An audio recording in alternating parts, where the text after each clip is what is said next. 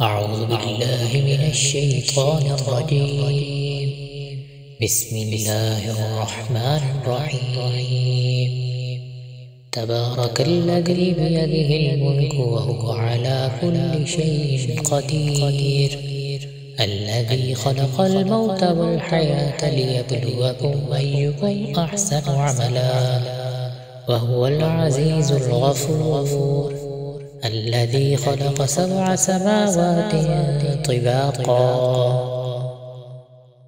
ما ترى في خلق الرحمن من تفاوت، فارجع البصر هل ترى من فطور، ثم ارجع البصر كرتين ينقلب إليك البصر خاسئا وهو حسير.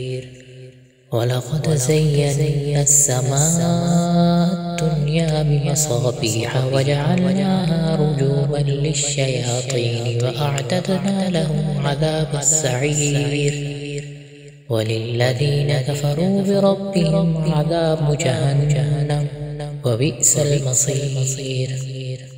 إذا ألقوا فيها سمعوا لها شهيقا وهي تفور، تكاد تميز من الغيظ، كلما ألقي فيها فوج سألهم خزنتها ألم يأتكم نذير، قالوا بلى قد جاءنا نذير فكذبنا وقلنا ما نزل الله من شيء إن أنتم إلا في ضلال كبير.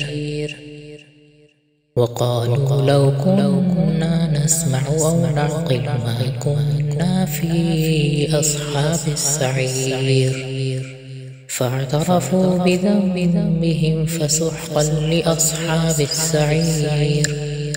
إن الذين يخشون ربهم بالغيب لهم مغفرة وأجر كبير.